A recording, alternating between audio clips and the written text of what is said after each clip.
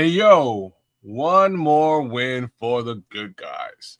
Welcome back to Superflex Fantasy Football Show. It's week 14, y'all. It's been one heck of a season riddled with injuries left, right, and center as far as I'm concerned. I'm sure that's how most of y'all feel too. But yo, a season nonetheless.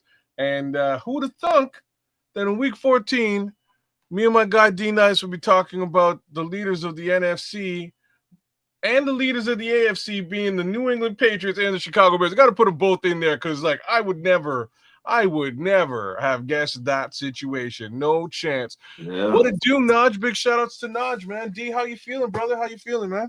Hey, brother, all is well. Thanksgiving came and went, and the Bears are kings of the NFC. Who knew? Who knew? Who knew? Man, I was happy. I was quite happy with the Eagles win. As far as that is concerned, I was quite happy with that. But man, I tune into this. I don't even remember who won or lost anymore. I think it was the Rams. The Rams lost. I just clued into this game, and I was like, the Rams versus the Panthers. The Panthers are winning. No, and I did not believe what my eyes were showing me at the time. And here we are, Marlon Johnson. What it do, man? Welcome in to Superflex Fantasy Football Show. How is your team doing? I'll have to check your team in the league there, man. But yeah, man, we are on top, and it feels good. Feels good, man. Listen, it's been a long time, man. Everybody in our division has been able to share that top spot over the years. You know, sometimes more than once and more than twice. You know, it's about time that we kicked in the door and had an opportunity to get up there and smell the air from the top. It smells great, man. It smells fresh. I'm just saying, I'm super happy. I'm super stoked with this development. Who knows how long it's gonna last? So I'm gonna relish it for what it's worth, and I hope the Chicago Bears do too. I hope they're coming. Yeah, I know, Marlon. You know what I mean? I know because I'm hurting in the. I got got to admit on your own show the truth, the facts of the matter. So I'm hurting in the Superflex Fantasy Football League. I'm doing terrible this year, mind you. I'm doing great in the Superflex Gangster League where it's true Superflex. So who knows? Who knows? Stuff happens. Fantasy football is crazy, and to be honest with you, it has everything to do with injury management in both sides. Lack of injury management on one side, because I've got on the Superflex side, I've got Bucky Irving, I've got Bucky Irving and RG4, we'll call him. Both of these guys are not IR candidates. They've been out for God knows how long. Yeah, Buck came back this weekend, though. He came back this weekend, so I finally got a couple of points out of Buck. Finally, 6 weeks later, but we don't know what's happening with Jaden Daniels. He might show back up next week. Maybe I'll get some points out of him. I'm just lucky. Somehow I found Drake May in the mix, but even Drake May isn't able to save what's going on my roster. So it is what it is. Done what I can do. The upside, I've been able to point everybody in the world at some really decent, waiver wire studies, man, some waiver wire pickups and what to sit down and what have you. So I'm proud of the work that I've done here, and at the same time, pretty proud of myself on the other side. I believe I'm in 4th place in the other league, tied for there's a log jam for 3rd. So maybe third-ish. But we doing good. I'm doing good. How about you? How are your teams doing? In our league, I'm 8-4. I don't know where that puts me at. It has to put me, close to the top. It has to, unless somebody's running away with the 10 wins already. But I'm 8-4, and I'm holding the ship steady, man. I've had some rough, turbulent waters at times, but I'm holding on. Like I said, 8-4. Haven't really tapped into the matchup this coming week, and let the good times keep rolling. I'm gonna keep doing my part, and I encourage everybody out there to keep doing your part with the waiver wire. If you're having deficiencies on your team with injuries or, you know what I'm saying, guys not playing up to expectation or, you know, playing up to the ability that they've displayed over the last few weeks, work that waiver wire, man. Somebody will work for you. Trust me. You got to get up in there though. So okay, so you're in fifth place right now. Marlon Yeah. is in third, Sin City Rebels. Um, we'll see what this shifts to tomorrow when it sort of catches up. I think it all catches up tomorrow and tallies in your latest win. Mhm. I beat Samo this weekend. I just honestly in both the leagues I won this weekend. I scraped by, like, man, this week in both the leagues was crazy. So my matchup with Sam, Team Samo, 111 points. I got 113. So two points differential between me and Sam in the Superflex league, the Superflex Gangster League. Mhm.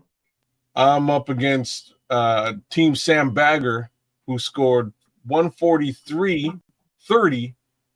I'm scoring 145-20 for the win. So literally both games, both matchups, 2 points apiece for the win this week. Crazy.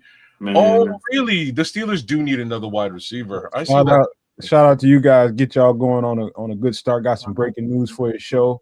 Adam Thielen, receiver, formerly of Minnesota, asked to be waived so he can play on a contender, and the Mhm. Steelers pick him up on waiver wire priority. Might be a significant move for fantasy teams right now. Hmm. That's because he's interesting. He asked to be let go because he was not getting utilized. They've got a really nice wide receiver core over there in Minnesota. So maybe he will be used. Um, he might just get used in Pittsburgh. I could see them really needing another reliable wideout. yeah, and the thing too, man, Minnesota's hurting at the quarterback position. Let's keep it real. That makes matters You know, worse. it's some tough sledding over there at the QB position over there in up there in Minnesota. Mhm. So that, and a guy like Adam Thielen, he's already 1 foot out the door anyway, to be honest. So, he's trying to make his last year or however long he want to string this thing out. He's trying to make it mean something.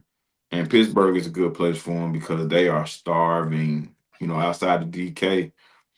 The guys in the slot, those little guys in the slot, they do what they do, but Thielen is a true possession guy. So That's what they're missing. I mean, DK can do multiple things, but all they have is a slot. The run game ain't great. They really do need another possession receiver. They do. They do, man. I think another possession receiver opens up and makes everybody else a little more alive because they committed so much attention to number 4, DK mhm. Metcalf. Having two guys that you got to really account for is going to open everybody else up. So you got tight ends, you got running backs, you got everybody involved in the whole situation is going to be a little bit more live under the circumstance. Yeah. I hear what you're saying. I don't. I disagree just slightly. I think they'll still keep that double team working on DK, and it's going to open up Adam Thielen. So I think, if we're on a fantasy football show, which we are, you may, if you need a wide receiver, you might want to look into Adam Thielen this time around. It's not a crazy look. Um, I think those double teams will still be on young DK Metcalf, and that does technically open up Adam Thielen for one-on-one possession, 50-50 ball stuff, and he's damn good at that. So, right? Damn good. Yeah, man. So I had to give it up with him. Darius Slay just parted ways with the Steelers as well. Oh, okay. So things are starting to shuffle and twist. I'm also aware that Kaiser White has also requested to be let go. Can't remember where he's playing right now. I believe he's in He, he's in Tennessee. Vegas. He's in Vegas. He's in Vegas. Yeah, he's in Vegas, and he's been sitting over there for quite a while, man. I mean, he's a young guy I think he's out of Georgia. I think he went to Georgia. I think Kaiser White went to Georgia. But he's been over there for a while. And because they even brought Raheem Mostert in. And I think Okay. he's running back too. Okay. So So there's guys out there that have conversation. I'm talking Kaiser White, the linebacker. I'm not sure if you're. Oh, I Yeah, thought it bro. was, I thought it was a running back. I thought the No, running no. back. I know who you're talking. Oh, damn, it's not Kaiser. I know who you're talking. Oh man, shoot. Um, Man, you're talking about the kid who was running the rock for them the year before they drafted Genty. Last Mhm. year, he was their lead back. But I'm talking about the linebacker. I'm talking about Kevin White's brother is who I'm talking about. Okay. And I was reading something today about how that might be a real good look for a certain football team that both you and I are a fan of, given the fact that the entire linebacking core happens to be on IR. Oh no, he didn't. Oh no, Justin Herbert just had hand surgery. Yeah, he injured his wrist or hand during the game. I saw him jump out. I They saw brought him him back jump out. in, but he couldn't do it. So I think. he's had hand surgery. They're saying he's day to day, but that might be coaches doing their thing to keep the Wolves at bay, having teams expect and coach up for Justin Herbert. But anybody just coming through a hand surgery, I doubt if he's playing this week. I think you should probably look at another option if you got him. Yep. Speaking of injuries, okay, so that's where we start the show, D. Let's start the show. Okay, give me a minute here.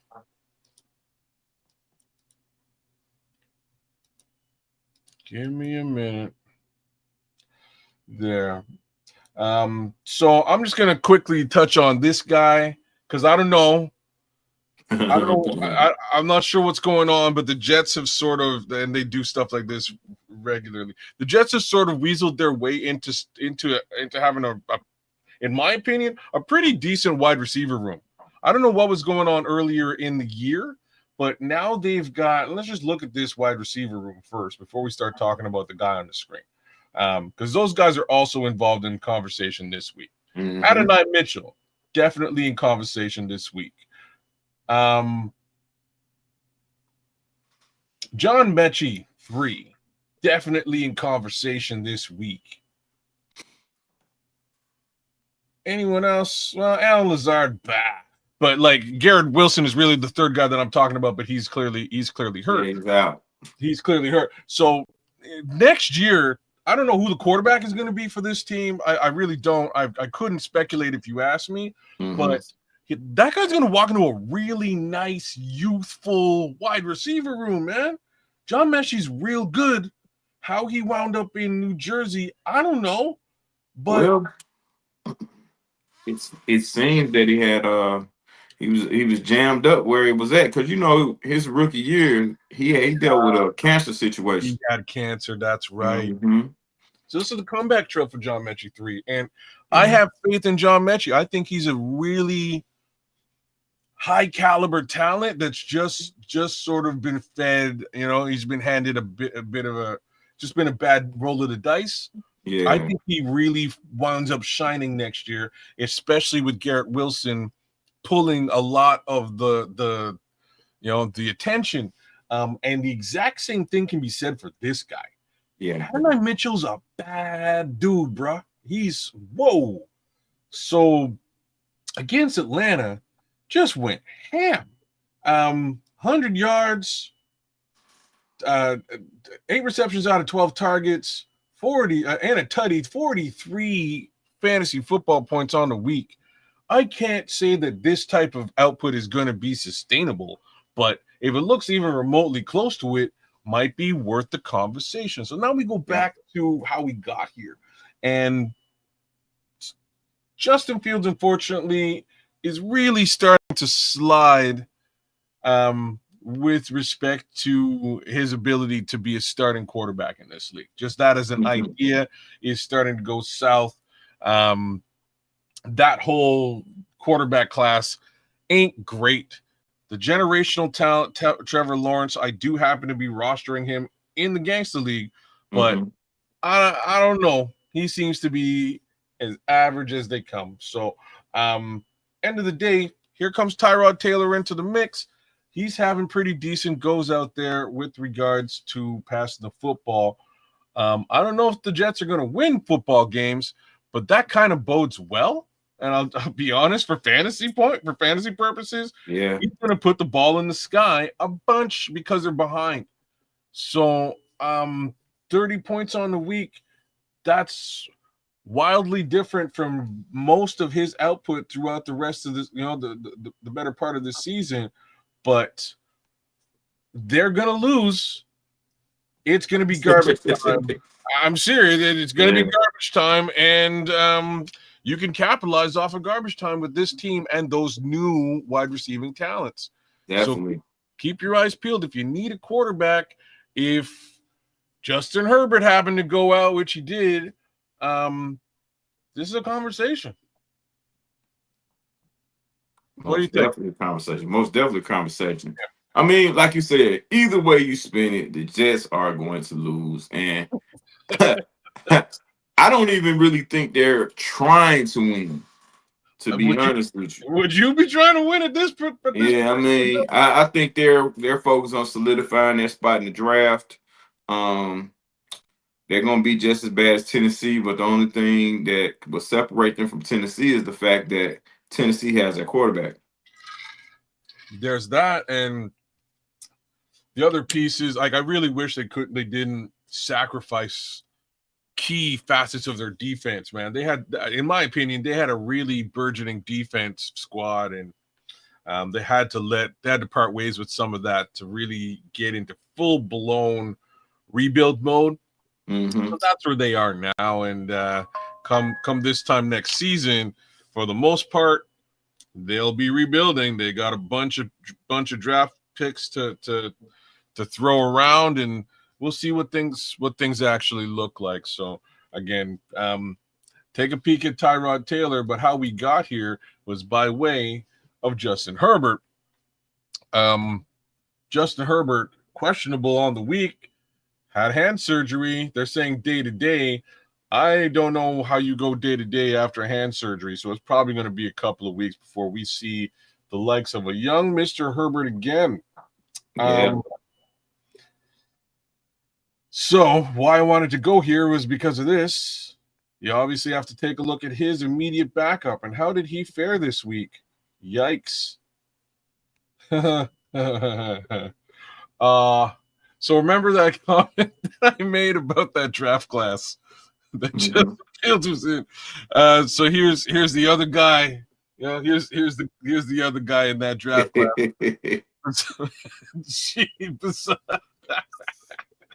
Oh man. You know what, man? All jokes aside, now you talking about they threw him in. That was Justin Herbert's game plan. Now they got a week to tailor the game plan around him. He'll tear your ass up on the ground, just so you know. I mean, he can make up for a lot of shortcomings just by the way. I'm telling you, Harbaugh is just gonna let him be him. He can run the ball a lot. And I think Amir Hampton's coming back, so and no man makes a great point, because this is a guy that Harbaugh. This is the type of quarterback that Harbaugh loves to coach. I can dig it. I can dig it. He's got that Kaepernick thing going on. Now, is it going to translate? Who knows? Hasn't so far. Who knows? Well, I mean, this is his first time under Harbaugh and, the Chargers, so every situation is different. True. I'm not saying that he'll be better than Herbert or anything like that, but this is a guy that Harbaugh understands. I don't think I think the other guys in the past that he had, they tried to make him be what they wanted him to be instead of operating in the realm of what he truly is. And I think Harbaugh is going to really focus on what he does and what he is. And not say he's going to set the world on fire, but I think he'll be more comfortable in this situation than he's ever been anywhere else. These are super valid points, man. So San Francisco, yeah. Big Kyle wants you to be in the pocket. He does. He wants Jimmy Garoppolo. He wants Kirk Cousins. He really thinks that RG3 is great. You know what I mean? But he doesn't really want to do the RG3 thing. Why he went and drafted somebody of this vein blows my mind. And this is why I think the whole world in that draft is really saying like you're picking Mac Jones. And he was telling people, yeah, I'm picking Mac Jones. And when he went and he didn't pick Mac Jones, and then it didn't work. You know what I mean? Like everyone's like, "See, we told you, like we knew that this was not going to work for you, bro. What did you do?" Anyways, here we are, X amount of years later. Trey Lyons got a smile on his face and an opportunity. So, Harbaugh can, if there's a guy who can make this work, his name is Harbaugh. You know what I'm saying? Like his name is Jim Harbaugh. So, if we're only talking about a week, especially a week where Omarion Hampton can come back and play. So I'll just flip over there very quickly. Here They still have him listed on IR, but I heard that he was closer to coming back to playing.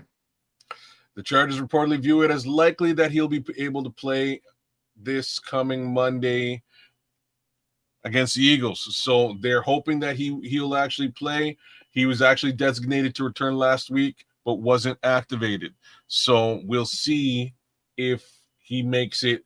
My point being, if Omarion Hampton does make it, he's going to take a heck of a lot of the onus off the shoulders of a young Trey Lance and allow Trey Lance to play a little bit free. Let's be honest, the rest of this football team is set up for success around any quarterback. We are talking about Keenan Allen, Quentin Johnson, who's having a year, Ladd McConkey, who's also having a year, Will Dissly, Tyler Conklin, and Aronde Gatson as your tight ends. You ain't doing so bad now, are you? So he can step into this role, and I do expect him to do pretty decent. It's just a matter of building a game plan around him and taking some of that, removing the Superman cape, right? Yeah, and like I mentioned before, I think Harbaugh understands who this guy is, and I think he's going to cater this offense around him. And again, please do not get it confused and say that I said that he's going to throw for 250 and 4 touchdowns, anything like that. But it's going to be different. But I think with the way Harbaugh coaches this thing, it still can be effective. I'm with you 1,000,000,000% in that respect. So that's Omarion Hampton. That is the situation for the Chargers. Speaking of which, they don't have bye this week. Who's got bye? I believe San Francisco has bye. There's a couple of teams with bye weeks in week 14. Hopefully your league does not do playoffs in week 14 because it's a problem if they do. All right, it's a problem. So hopefully you're a week 15 squad like both of the leagues here are, and we'll be in the playoff situation sooner than you think.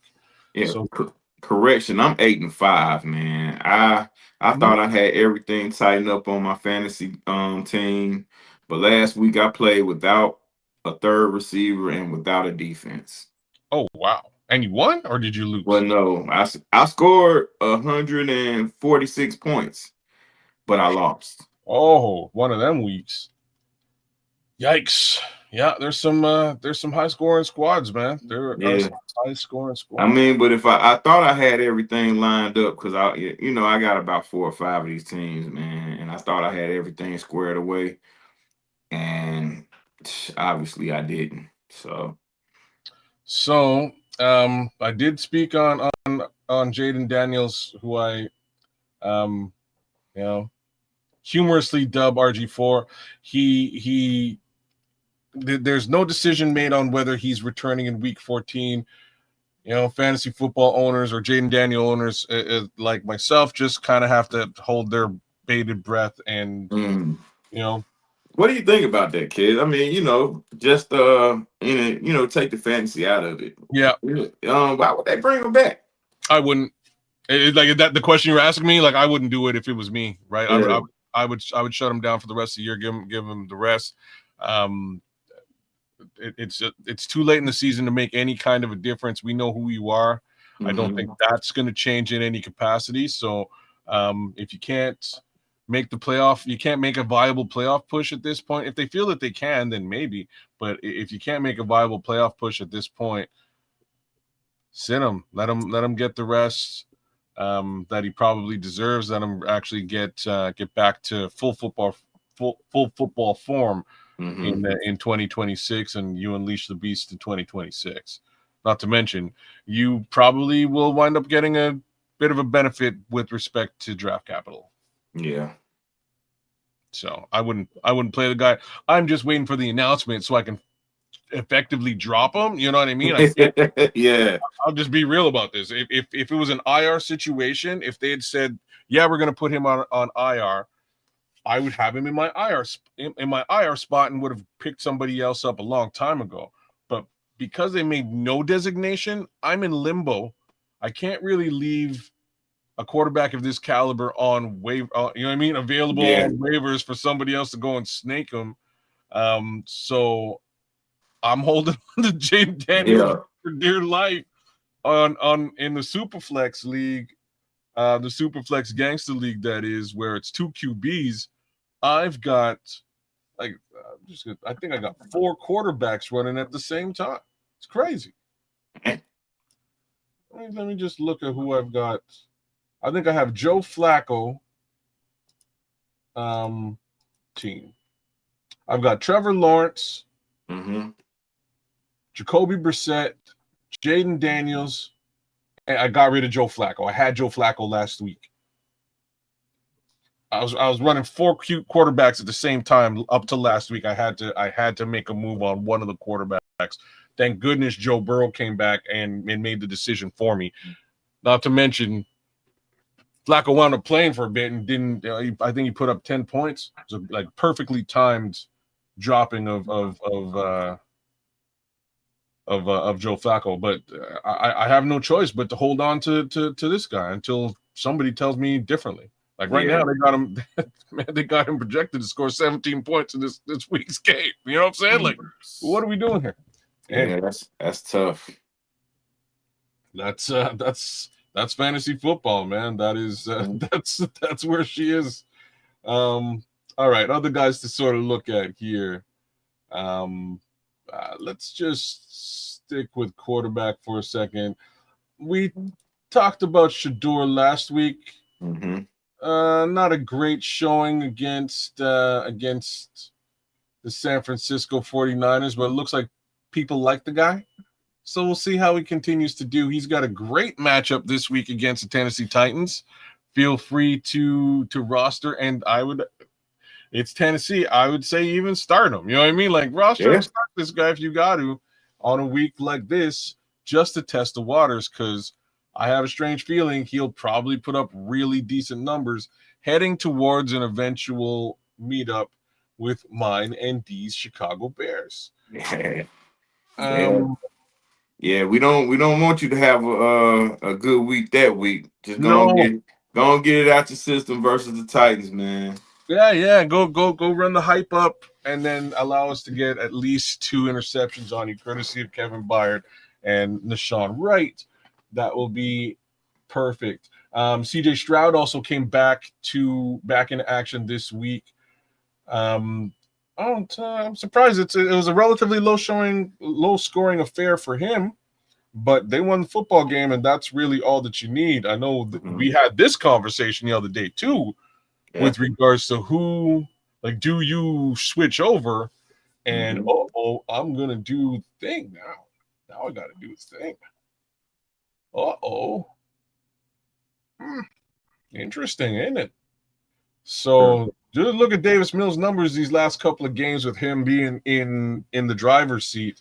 They're not bad, are they? You know what I'm saying? Hey, man. Not to hate on anything that CJ Stroud has done and is currently doing, but he came back and had a serviceable situation, but Davis Mills was willing and dealing. That's it. So, decisions, as they say, right? So, he 276 yards and interception, no touchdown, the way that it looks, and 2 sacks. So that's how things look the way that they do. 10 points on the week. Give CJ a couple of weeks to get back into CJ form, and I'm sure he'll be just fine. But it was a good conversation we were having about this here, and I wasn't sure what to do. We're looking at what's being done. Only time will tell if it was the right move. Again, Yeah, I I'm not mean, the same way. bringing him back versus the Colts and Kansas City, I felt like, just let Davis roll through that and he'd have a chance to kind of warm up and get himself together versus Arizona, Vegas, and now the Chargers. And Mhm. then he'll be ready to face the Colts at the end of the year. Well, he's headed up against Kansas City as well right now, Yeah. so I don't. That might be a bit of a, that Yeah. might be a little bit tough. Um, Anybody else on the quarterback front that I wanted to look at? I don't think so. Um, who else is out there? Oh, no. So, interesting. Interesting developments. So, running back on the running back front. Huh. All right, we're gonna start. Is he even here? Why aren't you there? That'll make no kind of sense. Okay, we'll start with Blake Corum. Because Blake Mhm. Corum had a decent week this week. Might be of interest to folks out there. I don't necessarily trust this one. He did make the thumbnail this week. I still am a little bit antsy on the Blake Corum form. You know what I mean? I don't know. I don't know if he's really that guy, especially because he's sharing touches with Kyron Williams. Kyron Williams is going to be in front of him. I don't know.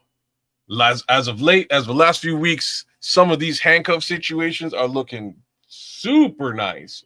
Yeah. This is one that looks pretty decent. I'm not sure about it. What do you Yeah. think about Corum? Corm, I like what I seen from him. Very, very explosive. I like him coming out of Michigan. Very explosive guy, runs hard. 7 carries for 81 yards. Can't beat that. I mean, gotta score. This is a thing where it could be something because the Rams, I think, they play Arizona next week. Yeah. Okay. And with what Carolina did to Matt Stafford this weekend, bringing the pressure, causing the fumbles, I think McVay and company are going to, take the ball out of Stafford's hands for a little bit and just utilize this running game because it can be effective. And it also can help out either slow down the other team's rush, open up the play action game. But I think, listen, if he can come out and do what he does with 7 carries, you know what I'm saying? Maybe against Arizona, he may get 11. He get 11 carries, he could have over 100 yards. So I think there's a possibility of him, getting on in there and taking advantage of a team like Arizona, who's not really, they're not really trying to win at this point. Well, Here's another way to look at it too, fellas. mhm. You're a playoff team. You know you're a Super Bowl contender, and you want to go into that tournament, as healthy as you can be. You need your key horses healthy. You ain't no taking Matt Stafford out, but you can, like D was talking about, take the load off of him a little bit by, utilizing your running game. You want to go into the playoff with your number one running back healthy, and Mhm. so it makes sense to me to look at Blake Corum as a guy who's going to trend a little bit more up under that circumstance. As well as keep the Yeah. quarterback healthy. That's a Yeah. very interesting angle. The more you lean on the run game, the better off for the QB and Matt Stafford's back. So this might be a good look with respect to Blake Corum. I'm Mhm. still personally just a little bit on the fence. Speaking of being on the fence, I clearly owe somebody in Canada an apology. They must they must have heard me last week, but my boy Chuba Hubbard, pronounce it how you will. Um, he took over the reins this week. Last week, I don't know what's going on. Last week I was like, Chuba lost his job. Rico Dowdle came in and just ran away with his with his car keys. And I think, like I said, I think Chuba heard me. Rico was not the guy this week. I believe he went down for a little bit in the game, and Chuba came in and took over. I don't know what that means moving forward. I don't know if it means that I don't know if it means that he's going to see more touches, but goodness me, he looked great last week. So you might see a little bit more of this guy in the weeks to come, especially given the fact they just beat a team nobody thought that they would compete with. Mm-hmm. Now, the thing with Carolina, now this could be a blessing in disguise for them. Well, Chuba Hubbard's injury could have been a blessing in disguise for them. I mean, because in that division they're in, they still have an opportunity to win it. They have an opportunity to put up the best fight ever and win win that division up over there. Now, Carolina more like the Rams. Now you know you can develop a two-back system. You don't have to depend on this young fella, have him dropping back all the time, because last week versus the Rams, you had 17 carries from Chuba, then you had 18 from Rico Dowdle. So this is the thing where, and that defense is playing damn good, causing turnovers, getting pressure on the QB. And for these guys to be able to develop a two-headed system at the running back, it'll cut the mistakes out for that young quarterback over there. I fully agree with that. And again, that's a working formula in the NFL right now, right? It's kind of what I was leaning to with Blake Corum and Kyron. Two-back case scenario you can really lean on. If you can really lean on both of those running backs to help you take the onus off of the quarterback, yet get to at the very least third and manageable, things will work out well. And that was really the tale of that football game, Panthers versus the Rams. They were just getting to third and manageable, and Bryce Young could be effective in those situations.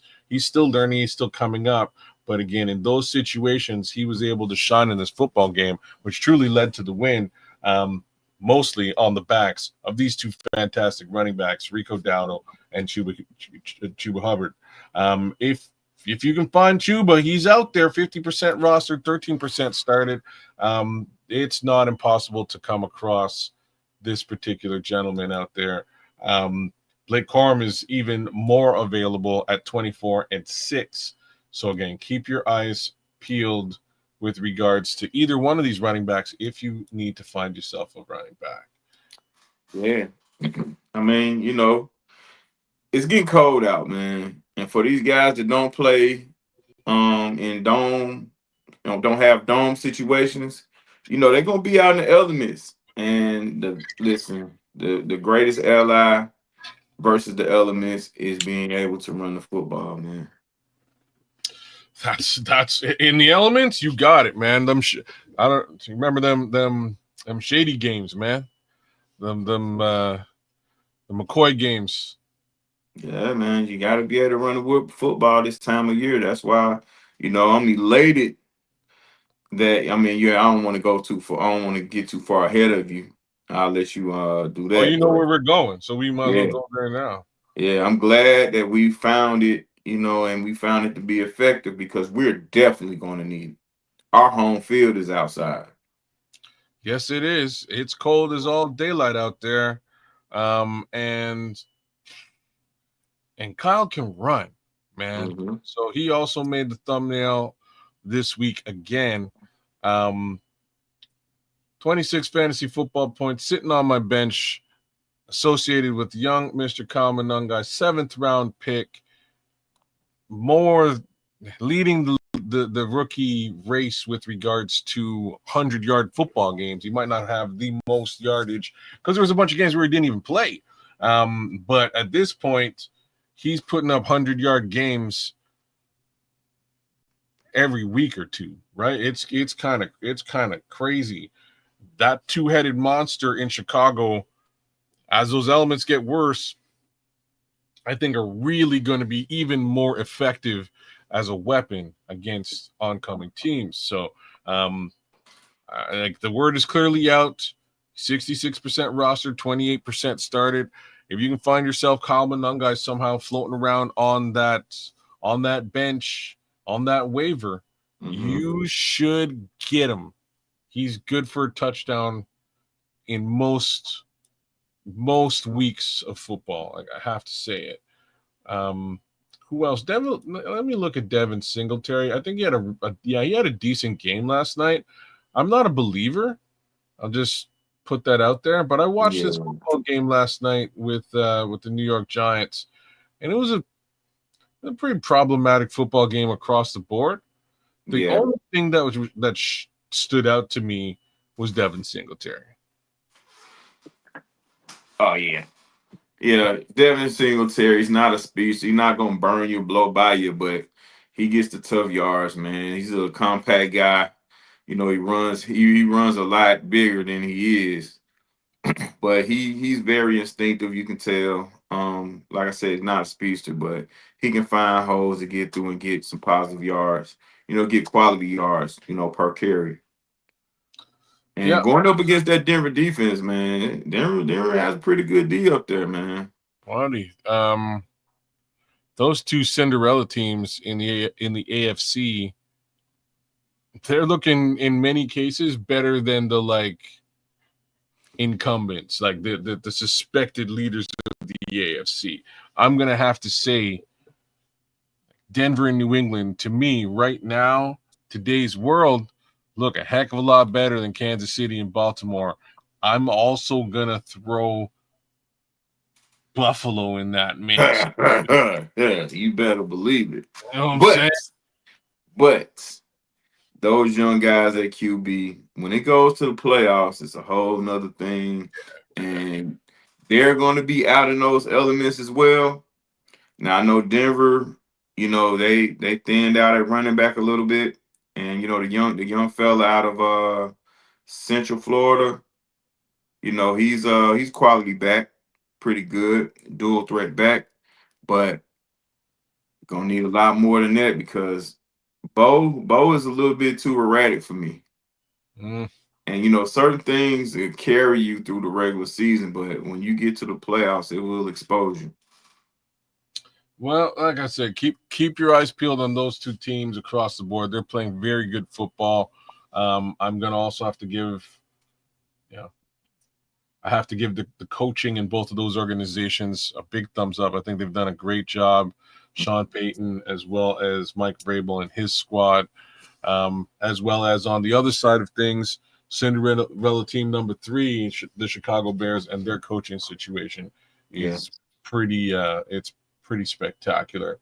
Let me see anybody else here that I want to talk about. Oh, my boy Swift up there. Gotta show him love. Where throw him up there? Okay. Yeah. He went home and did his thing. He's a Philly kid. He went up there. He carried that thing 18 times for $125. He went home and saw his family, whatever family he has left in Philly. He went home. He saw them. He said, "Y'all, you know what? I'm fixing to go run all over Philadelphia." He had dinner with his family, and he said, "They let me go. They got Saquon Barkley over there. They think he's he won them a Super Bowl. I did not get my ring. I'm all kinds of mad, and I'm going to the stadium, and I'm gonna show you just how mad I actually am." My boy ran ruckshot all over Philadelphia and then came to the sidelines and said, "Now you number 25, you go out there, you do the same damn thing. You go run all over this city." And between the two of them, man, wow. Man. What an output. I was happy that Swift got some vengeance on Friday, man. Me too. Actually, there's a bunch of guys that little statement applies to. Another one would be CJ Gardner-Johnson. He played some damn good football. Unfortunately, no fantasy football implications there, but just about anybody who had, some sort of ties to Philadelphia played very well in that Thanksgiving Friday game. Yeah, because he and Zacchaeus are they're Philadelphia guys. That's right. And Kevin Byard is too. That is also correct. Right. That is also correct. And he secured a pick on the day too, right? So brilliant football game as far as all that's concerned. Between DeAndre Swift and Kyle Monangai, between the two of them, 50 plus fantasy football points on the day. all the more reason why he's 90% rostered, 66% started, and Kyle is 66% rostered and 28% started. Yeah. And the thing about it, Kez, Swift is only 26 years old. I didn't really recognize that he was quite that young. I know that he came in. Yeah, I guess. Yeah, he came in 2 years after David Montgomery, I believe, into the league, and 2 years behind Devin Singletary, who was that draft. That being the case, I kind of was hoping that Chicago would draft him, and then we get a hold of him, and things are a little bit shaky. But guess what? We had a shaky O-line. Now we don't. Coaching cures, man. It certainly does, and it's definitely made a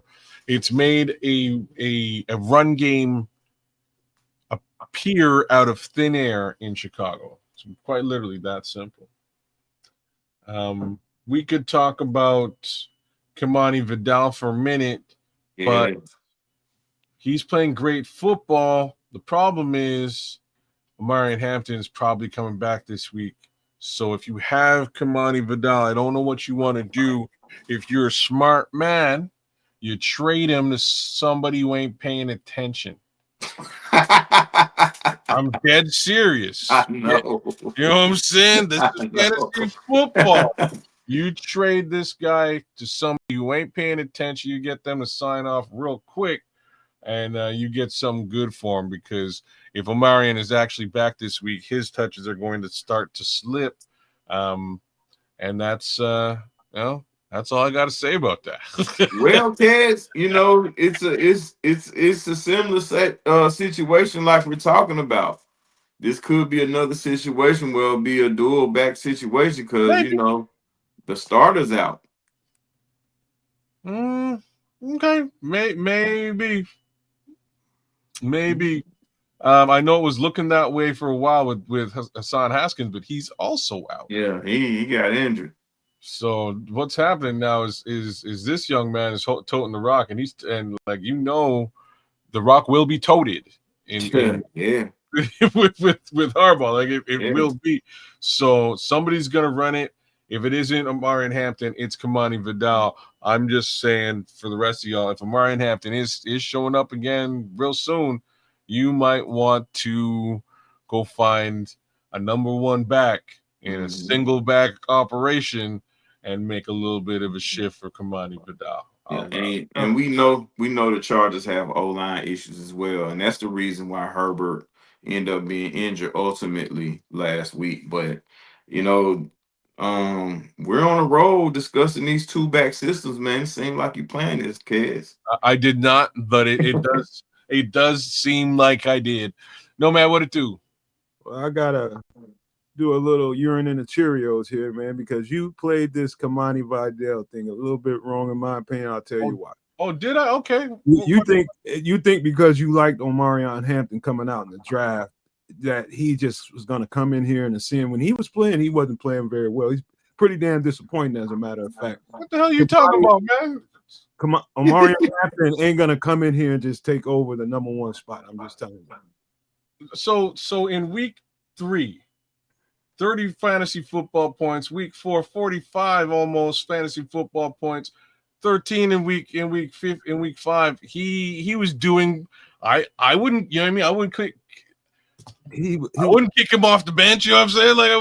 I don't know. I think he was doing quite well, and he was really starting to own that number one back. That's when the offense was clicking. Yeah. Now you don't necessarily have a healthy Justin Herbert. So think about that aspect of it too. I think Kamani Vidal is a more viable player under the circumstances.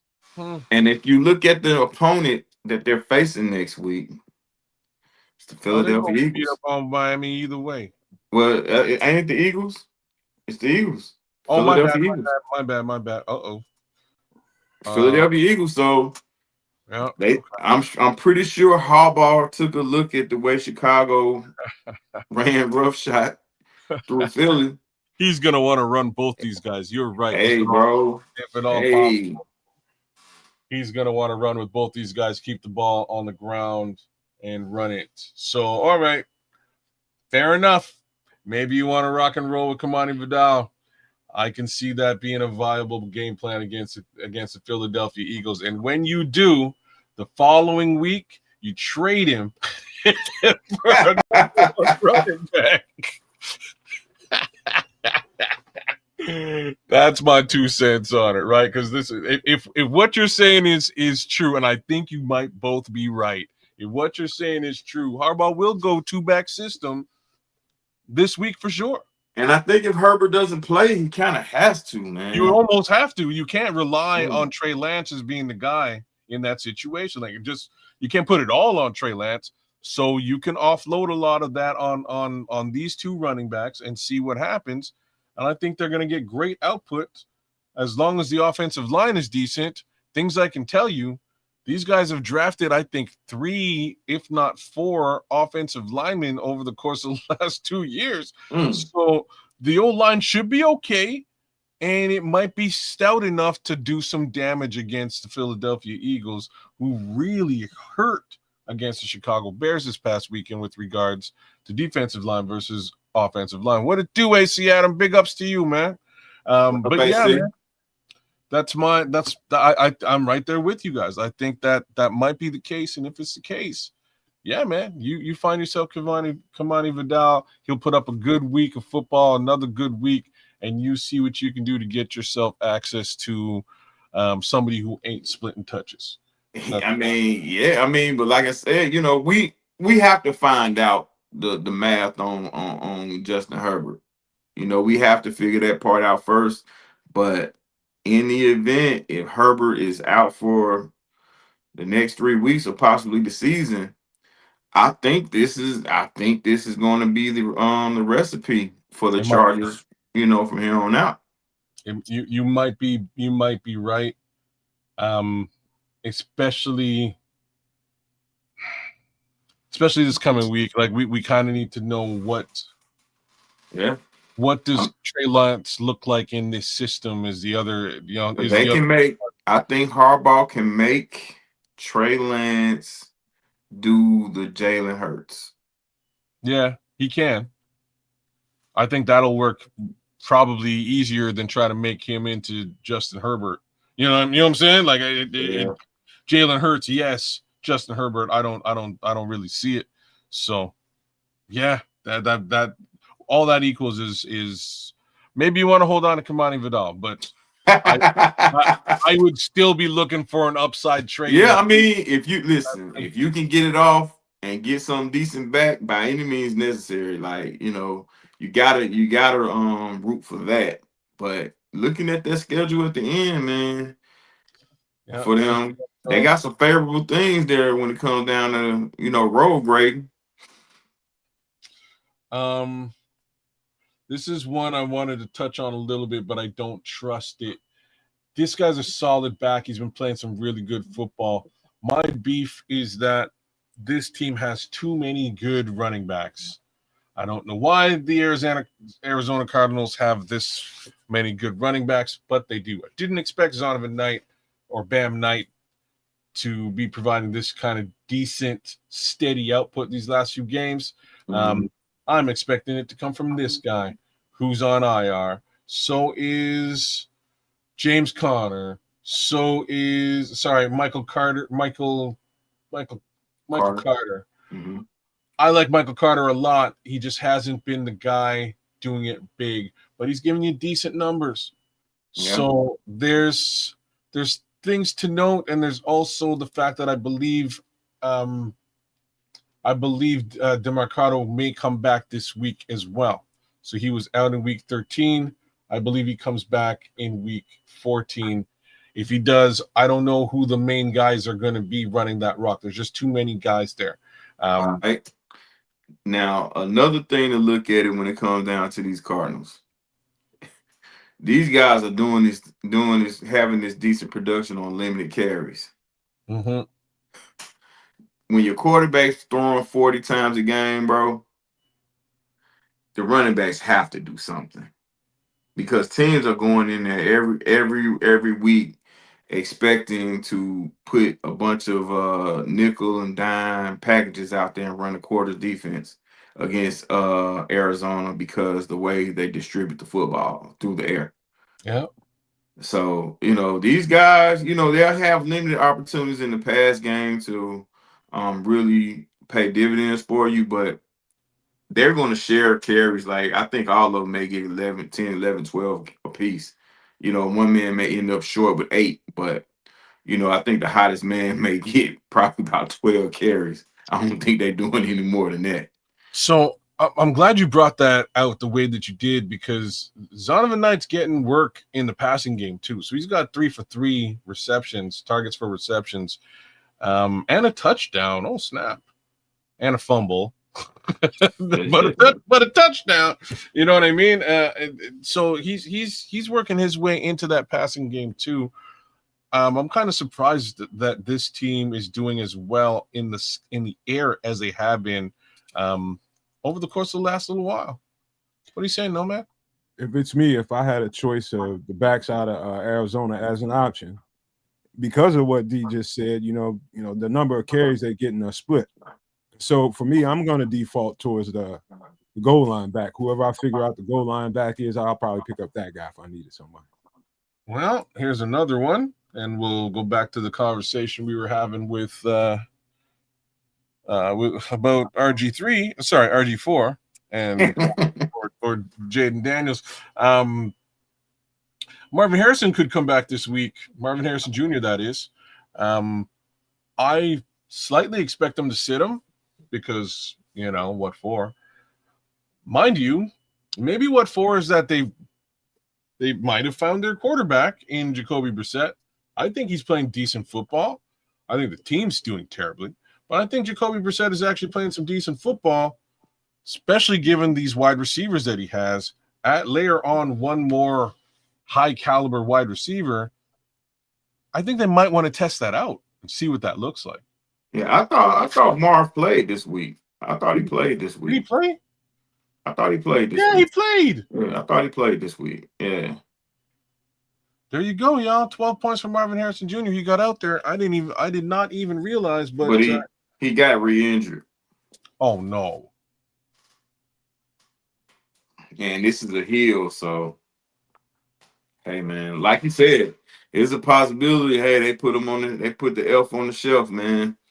And it is the holiday season. Hey, for next year. Yeah. Or they can sit them for the next 2 games, because going up against the Rams, and then the next week you're gonna have to be lined up versus Derek Stingley. But week 16 you got Atlanta. Roll them out there against Atlanta, let them put up 100 yards, and then you got Cincinnati after that. So you never know, man. For me, it would just be an experiment and testing just testing out whether Jacoby Brissett is going to be your guy next year. Like that's what I would be testing out. If he ain't your guy, cool. But I think he's come in and done an admirable job as a quarterback thus far. Because Jacoby's a professional, man. He's a professional, and he is earning his paycheck. You hear me? Yes, he's sir. earning. He listen, 40 attempts every week. About 57 some weeks. That's wild. Crazy. That's crazy. But look, like he's doing it. He's doing what they ask him to do. And I'm telling you, I've rostered this guy and I'm starting him, and he's playing admirable football. He's putting up decent numbers. I cannot complain for a second about what Jacoby Brissett is doing for me with regards to, the quarterback position in fantasy. So keep your eyes peeled. 52% roster, 31% started out there. You can probably find him if you're in a pinch and you need some quarterback love. But it was really the running backs that brought me to Arizona to take a bit of a closer look and see what the rest of you guys thought. Anybody else that I wanted to touch on with regards to the running back position? And I don't think so. 11 touchdowns and 3 picks. That's pretty damn good, bro. And And look at the attempts, bro. He putting it up. You know what I mean? Yeah. So there's a lot of room for error for him, but he ain't making a lot of mistakes. Now he will fumble and stuff like that because he Well, might get blasted. But he's good. Like yeah, I don't know what to tell you. He is good. He's a good and look. and this is not a hell of a quarterback class coming out. Oh no. So, no, Okay. mm, I'm not following. I'm not familiar. no, man. If you're He not going to get to QB this year, you may want to be paying attention for what you can do with regards to Jacoby Brissett. It only makes sense, and I think he's playing well enough to maybe keep the job and allow them to do some other things. Speaking of other things, that leaves Kyler Murray in limbo. I don't know what happens to young Mr. Murray because he's making a lot of money on a bench right now, and I can't blame him. But yeah. I also don't know who would be looking at a Kyler Murray moving forward. Hey man, Maybe it's gonna be a lot. It's a lot of quarterback desperate teams out here, and the two names that I hear are Kyler Murray and Mac Jones. I hear those names all the time. I can see a Kyler Murray in New Jersey. Or in Atlanta. Or in Atlanta. You Atlanta. think they would re up on quarterback again in Atlanta after just Bro, it's listen. that bad, huh? Okay. Penix has another ACL. That makes three. Oh snap! I forgot he came in Okay. injured and was injured before. Yeah, like he's mid-20s. He's close to mid-20s. I think like 24 years old. Man, And Kirk Cousins is, his best years are long gone. this And is a fact. Atlanta has no first round draft picks. It's a situation, man. You know, is Kyler making enough money to fit as a cut candidate, or he's making is does the Oh, money he make him a cut candidate? that's interesting. Maybe they do cut him just to save dollars and cents. That's a Hey, very man. interesting prospect, right? Yeah. Normally you would want to trade and try to re-up and give up a little bit for capital, but Mhm. they may just say, "Yeah, we're paying you too much. You ain't cutting the mustard. We gotta get you out of here before we have Yeah. to pay you a roster bonus." And So Jacoby Brissett clearly fits. yeah, he does. It's working. He It's clearly working. fits. You don't put a guy on a line like that and have him displaying his talents to this extreme. This 57 passes, bro, is extreme, bro. That's a lot of passes. Come It's on, man. And that's then a lot of passes in a football game. the You're right. week before it was 44. Yeah, So the OC said, hold my beer. yeah. You know what I mean? You go out And there and play this football game because I'm over here pulling my hair out. and then against Jacksonville, 49, bro. This man had over 100 attempts in 2 games. That's wildness. That's So crazy. what you're showing clearly is that you trust him, and the guys that you call his weapons, they like him too It's working between because them. they're getting the opportunities. Harrison has 6 or 7 targets. Versus Jacksonville.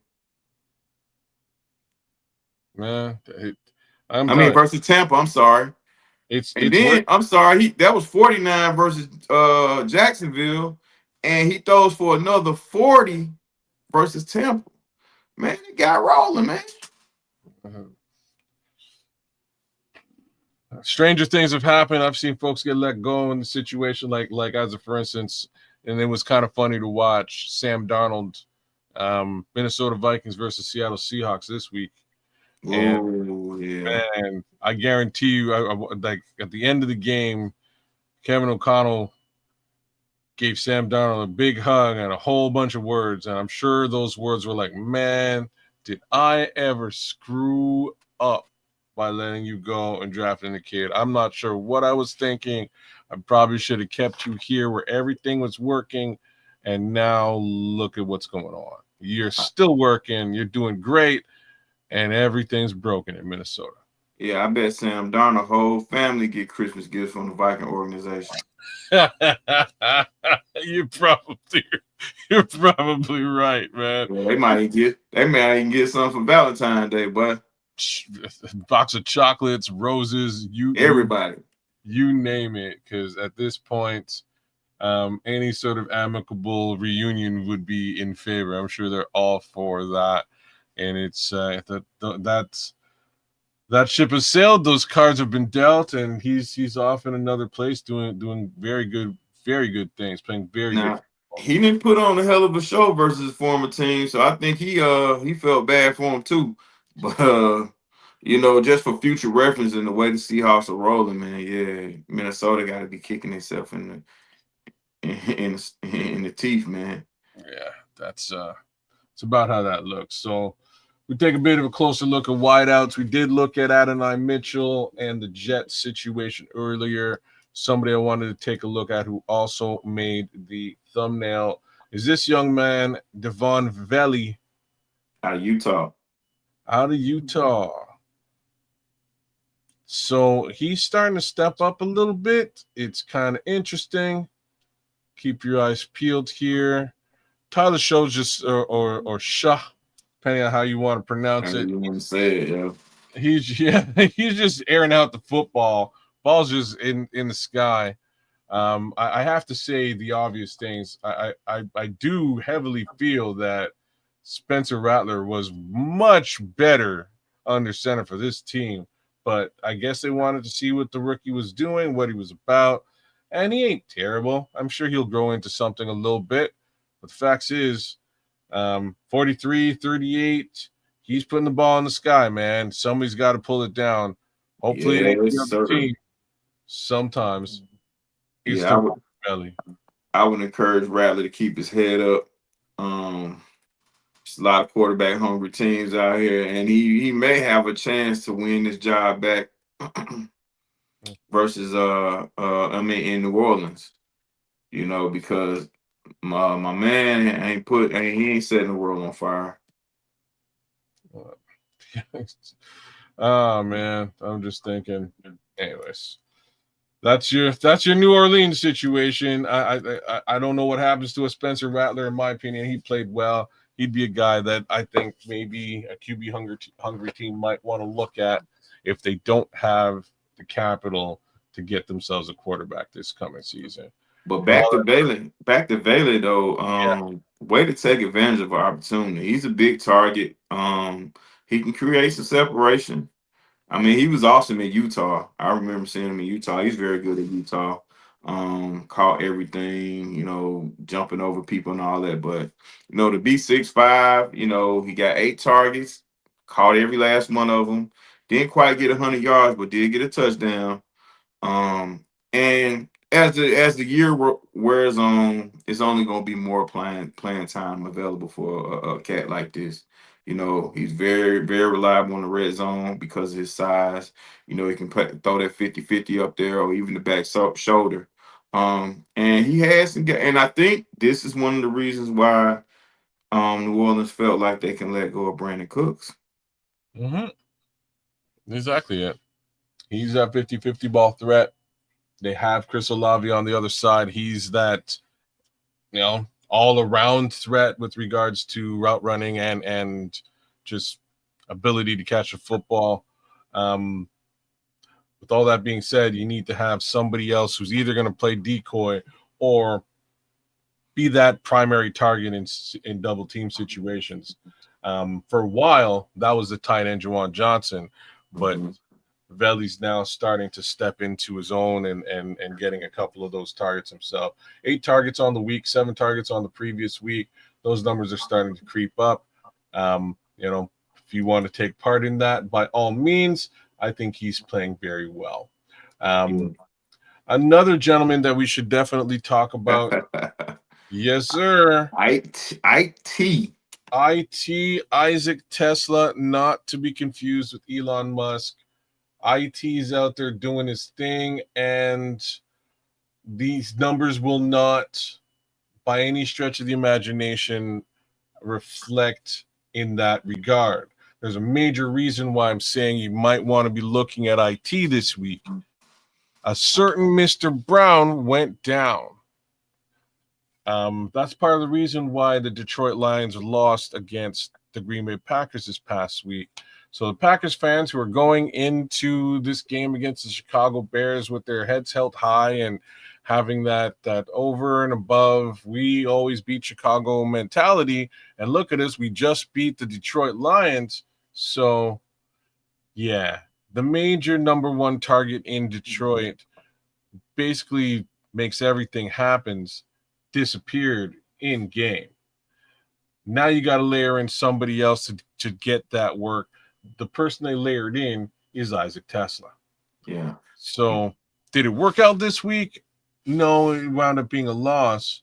Well, Mind you, I believe that Isaac Tesla, he got a bump in targets. It's only 2 targets, y'all. You got a bump in fantasy football numbers, which is an upside because there's a touchdown associated here. Yes, sir. But I have a feeling if Amon Ra can't play this weekend either, targets and receptions will start to rise for Isaac Tesla. Yeah, now I don't know if you guys remember IT in preseason. IT was cooking in the preseason, but he's just in a situation where the room's kind of crowded, and you already got to go up against those 2 running backs in the backfield, and then you have the tight end, which is he's gone now, and then Brown could be out, and it's just him and the speedster from Ohio State. He may have some more opportunities this week. They're going up against the Cowboys with secondary. Talking Williams. Yeah, and then going up against the Cowboys, whose secondary is not, a threat. I don't think that when they're talking about the Cowboys at this time of the year, they're speaking loud about that offense. And the defense is, the guys up front are getting better because they did make some trades, but those guys guarding on the outside still a little suspect to me. Yep. My thoughts again, if you really need a wide receiver, Tesla will be available. You can find him. Rostered in 6% of leagues, 1% started. I think the output may be very good just considering what D's been saying here. If you're up against Dallas, that Dallas secondary has been known to allow a fair amount of points. So that's my thoughts. Daniel Jones versus Jared Goff from our friends at Twitch. Pull that trigger. Let's take a closer look at this situation, my friend. And we know Jared has Dallas. Jones goes up against who? So Daniel Jones is up against the Jacksonville Jaguars this week, and you're saying Jared Goff. And Daniel Jones has an injury that he's playing through. Oh, really? Yeah, and it's pretty significant, but he's playing through it. So I would say Jared Goff, man. And where are they playing? Where are they playing Jacksonville at? Inside or outside? It does not say. Doesn't say. Hold on. Yeah, it doesn't say whether they're indoors or outdoors. Now to look at Jared Goff as a quarterback, Jared Goff's a hard guy to pass up on. Generally has 20 to 22 points on a week, sometimes more than that. With the main target being gone, I expect it to be a fair amount lower. Mm-hmm. Mind you, they can scheme up enough stuff to make it available for this contest. I would actually and Daniel Jones plays San Francisco. No, they play Jacksonville. They play at Jacksonville. Now, this time of the year in Jacksonville, the cold is not what you're going to necessarily worry about, but they get a lot of rain, and it gets a little nasty this time of the year. It starts to look like Paris, like France, like London. Muddy. Yeah. Daniel Jones did play decent versus Houston. 2 touchdowns, 200 yards, 14 to 27.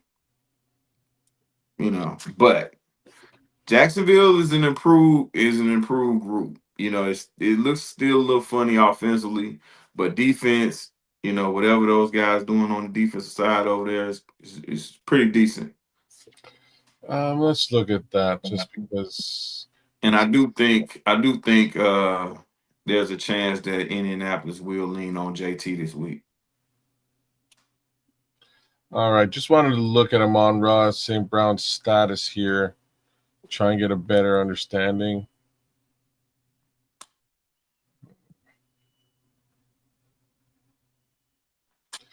I don't see anything really noting whether he's going to be available or not. My assumption is he's going to be out for the week. That's just how I feel. Beyond that, where do we go from here? Where do we go next? Tesla. Is this like a thing? Oh, would you look at that? Mike Evans could return this week. Slated for a potential week 14 return. Keep your eyes peeled on Mike Evans. Ew. Generally heavily rostered, absolutely unstarted. You might be able to find yourself Mike Evans on the waiver wire. Crazy. Crazy. So I didn't really realize he was coming back this week. Chris Godwin came back this week, played, and did okay. Put up 10 fantasy football points. Could have been better. I am not complaining because I needed just about that. I needed all 10 of those points to make matters positive for my week. And we know Baker has a shoulder. He's tough and he's playing through it, but he definitely has a shoulder. So, who's that opponent this week for them? They're going up against the New Orleans Saints, so not a bad look. Not a bad look for Chris Godwin and the gang. Yeah. Who else we got? So we touched on. Well, maybe I'll come back to him. So we touched on Adonai Mitchell, Veli. We didn't touch on. Oops, sorry. Terry McLaurin's doing well, but everybody should have quantified that. Treylon Burks, has anything happened there? No, nothing's happening with Treylon Burks. Here's a guy you should probably be starting this week. Hate to say it. Yeah. Yes. Mr. Glass. Mr. Glass. Ain't it the truth though? So there he is, Mr. Glass himself. But he get live though. He get live. I give him a lot of space. He get live. He can get separation with the best of them. He get live. He's fast as all get out. I can't take anything away from him, and that's how we got to the Mr. Glass moniker. Was that he's got superpowers when he's on the field, right? This was the whole movie was a supervillain situation. But when he gets hurt, bro, it'll take him like 6 months to come back. Yeah. He's out. He's gone. It's just how it is. But again, he got on the field. He's been on the field these last couple of weeks, and he's done admirably. So 55% rostered, 38% started for Christian Watson. Keep your eyes peeled. If you can get access to Christian Watson this week, play him. Somebody is going to play decent football against the Chicago Bears. I don't know which one of the wide receivers it's going to be because I can't tell the difference.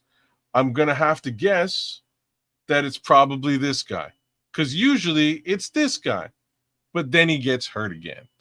That's the cycle. That's the Mr. Glass cycle, right? So keep your eyes peeled. I hope for nothing but an absolute blowout this weekend, but outside of that, odds are Christian Watson probably will have a good game. Now, something to look out for. Jaden Reed, who's been out for the majority of the year, well, actually since week 2. He's still seeking medical clearance. So, kind of keep your ear to the street, ladies and gentlemen. About Wednesday or Thursday, keep your ear to the street because This young man is seeking clearance and he's ready to go. So he may show up again. Might be back on the field. I don't know. I don't know if that means anything. And here's what I mean. This wide receiver room just confuses the hell out of me. I don't even understand. I don't get it. Jaden Reed, really good wide receiver. Would he even start? I don't know. Romeo Dobbs, really good wide receiver, will be starting. Bo Melton, good wide receiver, isn't starting. Christian Watson will start. Probably will get hurt. Just knock on the wood right now. Dontavian Wicks, great wide receiver.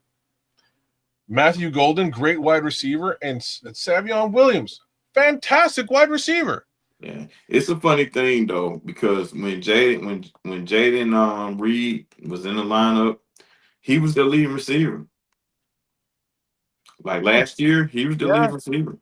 He picked things up well, and right behind him was Dontavian Wicks, who really hasn't had that kind of output this season at all. Then they went and they drafted Matthew Golden early, and you would think that he would start to have some of this output. The answer is no, and I drafted him in the Superflex league, thinking, hey, this kid's gonna probably get a bunch of targets because Mr. Glass always hurt, and Jaden Reed's on IR. Like, where do we go?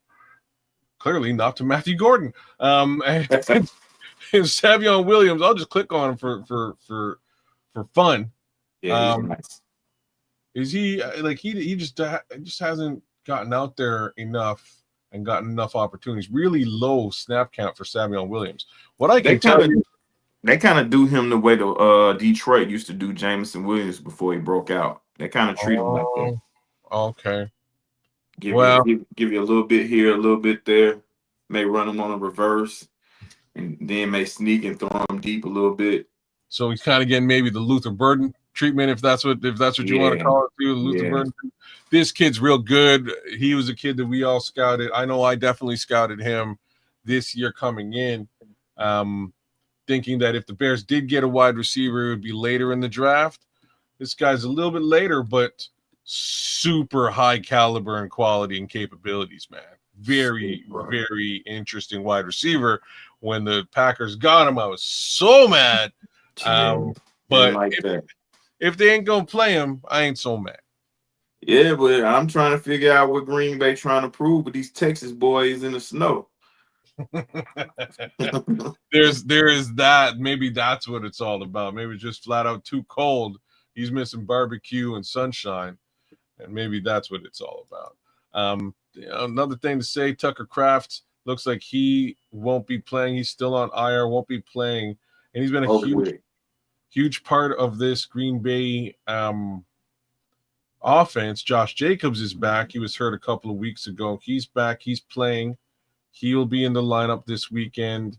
Emmanuel Wilson has been playing admirable football as well. Looks like he's more or less losing his touches back to Josh Jacobs. So he's now the backup once again, whereas Jacob is running the show.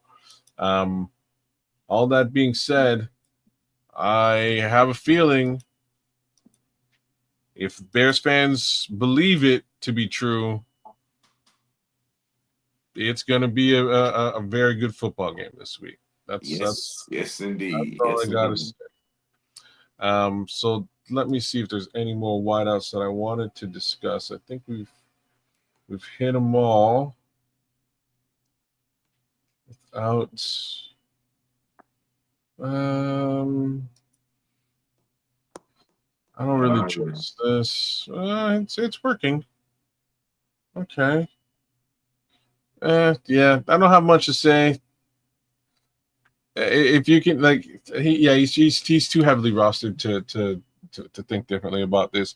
78% rostered for Jacoby Myers. If you can find him, do it. 51% started. Odds are you won't be able to find him.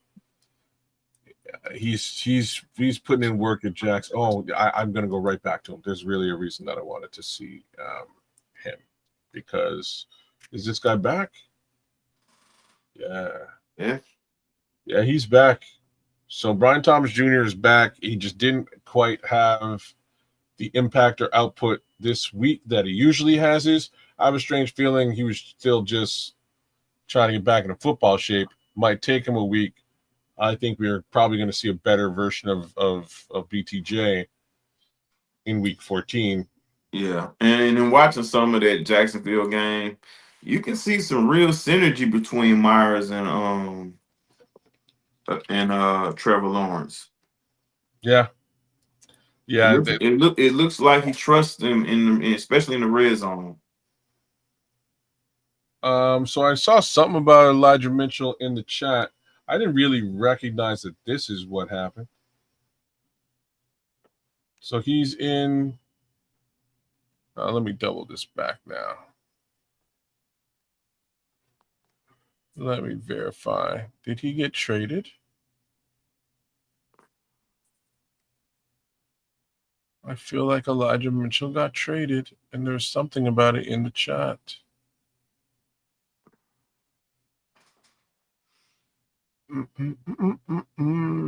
He's in Kansas City. That's a good pickup, man. It's a great pickup for them. He's a really solid wide receiver that just, again, things haven't quite worked out well for. But they do need this caliber of wide receiver, right? 2% rostered, 1% started.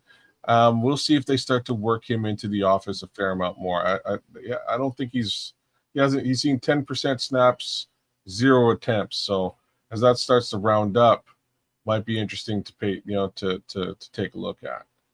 But Mitchell, he's going, he has the ability to play both wide receiver and running back. He could. The running back game seems to be working over there right now with Kareem Hunt, and Isaiah Pacheco's is I believe on IR. But Kareem Hunt is playing good football. And speaking of which, so is Jaden Higgins. I thought these numbers might take a bit of a dip. They haven't. They seem to be staying in place. So if you need a wide receiver, he's readily available at 40% rostered, 16% started. You can find him in leagues. Again, Jaden Hicks, Houston Texans, not a bad wideout to look at. We'll leave it there, and there's a couple more things we'll look at before we get out of here. One being defensive matchups this week. Check out your Washington Commanders against Minnesota. Check out the Cleveland Browns against the Tennessee Titans. Mm-hmm. And also check out the Tampa Bay Buccaneers against the New Orleans Saints. All of those games are games that those particular defensive squads can run ruckshot and put up some serious points. So keep your eyes peeled in that regard. But with all that being said, we'll start to move towards the end of the show. D, how you feeling, man? What you want to give some pleasantries and shout outs as we head out the door? Absolutely, man. First and foremost, shout out to you guys, man. You kids and Nomad, shout out to you guys. Shout out to the people out there battling week to week in this fantasy thing, trying to win this fantasy title. Look, I'm rooting for you guys. So if any of you guys go against me, but shout out to my folks at CSP. Big up, CSP. Y'all be safe out there. Right on, D. Appreciate it. He's giving some serious love to the folks at CSP and to the folks right here. And speaking of which, I will be back with you live on Twitch, live on YouTube, doing the thing we do on Wednesdays. We sprinkle a little bit of extra sauce on the planet Earth. So come check us out, 8 p.m. Central, 9 p.m. Eastern. And like I say, who knows what we will get up into. There will definitely be some Chicago Bears being discussed, as well as a bit of a preview with regards to Bears versus Packers. But we might get into some aliens and conspiracy theories and some good drink, a little bit of food as well. Who knows what we're touching base on? It's always a good time. So we'd love it if y'all would come and kick it with us, whether you're on the Twitch side, whether you are at Twitter, whether you are at YouTube. Give us a like, share, and subscribe, and we'll be right there with you. All that being said, man, one more win for the good guys. Good luck with your fantasy football squads. Things are going all right for the dude right here. That's Ken's Canuck. And hopefully things continue to go in exactly that fashion. All that being said, man, we're out, y'all. Peace.